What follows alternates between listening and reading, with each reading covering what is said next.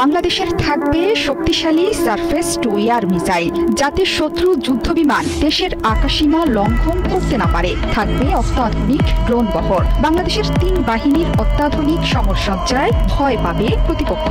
সমুদ্র সীমা পাহারা দেবে শক্তিশালী সাবমেরিন। বাংলাদেশের প্রতিরক্ষা খাতে গুরুত্ব দিয়ে মহাসমারোহে নতুন বাংলাদেশের ইশতেহার ঘোষণা করেছে জাতীয় নাগরিক পার্টি এনসিপি।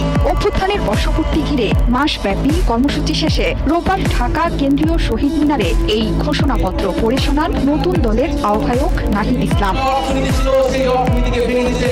1 বছর আগে জুলাই গণ অভ্যুত্থানের শেষ দিকে এই শহীদ মিনার থেকেই সরকার পতনের 1 দফা ঘোষণা করেছিলেন বৈষম্য বিরোধী ছাত্র আন্দোলনের অন্যতম সমন্বয়ক নাহিদ ইসলাম। এবার সেই সূত্র ধরে তিনি বলেছেন, নতুন বাস্তবতায় সরকার পতনের সেই 1 দফা এবার রূপান্তরিত হয়েছে 24 দফায়। ইশতেহারের 24 দফায় উঠে এসেছে বাংলাদেশের সামরিক খাত।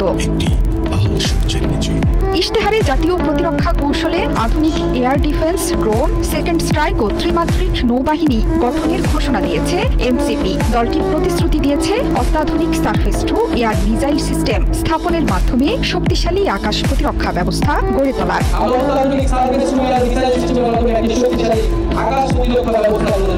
একই সাথে ড্রোন প্রযুক্তিকে আধুনিকীকরণ এবং দেশীয় গবেষণায় বিনিয়োগ করে সেনাবাহিনীতে একটি ইউএভি ব্রিগেড গঠনের পরিকল্পনার কথাও জানিয়েছে দলটি।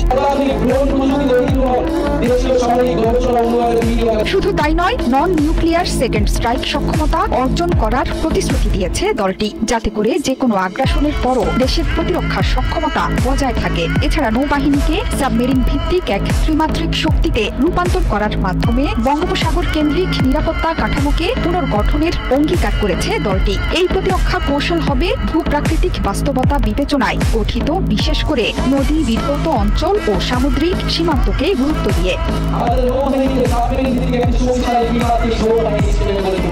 পাশাপাশি জাতীয় নিরাপত্তা পরিচালনায় সর্বোচ্চ সমন্বয়ের লক্ষ্যে একটি জাতীয় নিরাপত্তা পরিষদ গঠনেরও ঘোষণা দিয়েছে, যেখানে থাকবে সংসদীয় নজরদারি, নাগরিক অধিকার সুরক্ষা এবং আঞ্চলিক শান্তির প্রতি দায়বদ্ধতা। দলটির মতে, শক্তিশালী প্রতিরক্ষা সক্ষমতা ছাড়া একটি কার্যকর ও স্বাধীন বৈদেশিক নীতি গড়ে তোলা সম্ভব নয়। এই উপলব্ধি থেকেই একটি আধুনিক, সুসমন্বিত এবং দীর্ঘমেয়াদী প্রতিরক্ষা কৌশল প্রস্তাব করেছে জাতীয় নাগরিক পার্টি।